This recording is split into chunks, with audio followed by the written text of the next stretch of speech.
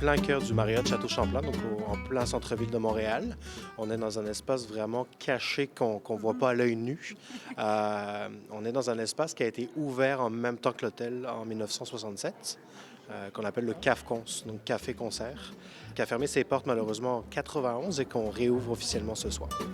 Vous êtes un de ces noms qui est allé sur scène, sur cette scène mythique. Moi, ça me touche énormément parce que la dernière fois que j'ai travaillé là, c'était dans les années 70.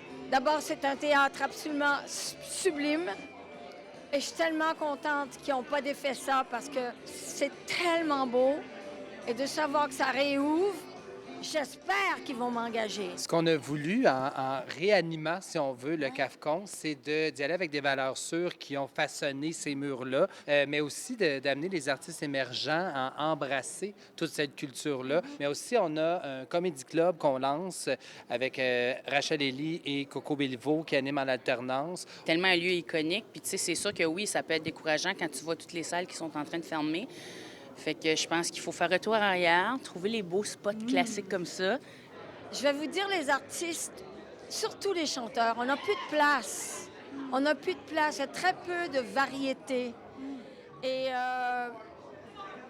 moi, j'espère qu'ils vont faire quelque chose de bien et que les gens vont venir. Parce que vous savez, ma génération, à moi, quand je fais des shows, là, moi, c'est presque 3 générations. Ils me suivent. Ils me voient, ils pleurent, et on dit « Tu es notre enfance, tu es notre adolescence, tu es notre... » Bon, je me suis mariée sur ta chanson. Et ces gens-là, je les ai rencontrés dans les cabarets. On est dans une ère où on n'arrête pas d'en parler, de la précarité, de la culture. On voit énormément de petites salles fermées. Et là, vous nous arrivez avec l'ouverture de nouvelles salles de spectacle. Pourquoi? Pourquoi maintenant, en fait? Bien, premièrement, depuis que ça a fermé en 91, on ne pouvait pas ne pas la réouvrir. C'est un gâchis de la garder fermée, mais on voulait vraiment la redonner aux Montréalais. On a la chance d'être intégré aussi dans un hôtel, de partager des frais. On a une structure qui est quand même assez différente d'une salle de spectacle. Donc, on peut se permettre, en tout cas, de la supporter. Puis, on a vraiment misé aussi sur une programmation qui permet à chacun d'avoir les moyens, en fait, de venir découvrir le CAFCONS. J'ai beau penser à chacune des cases de diversité, sont toutes cochées. Tu comprends ce que je veux dire? Bien, tu sais, quand on veut être dans la diversité, habituellement, on fait affaire avec des gens qui en font partie. Alors, voilà, c'est ça que ça donne.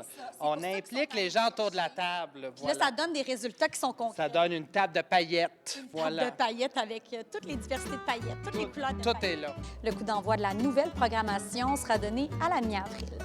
À Montréal, Marie Cassima pour Nouveau Info.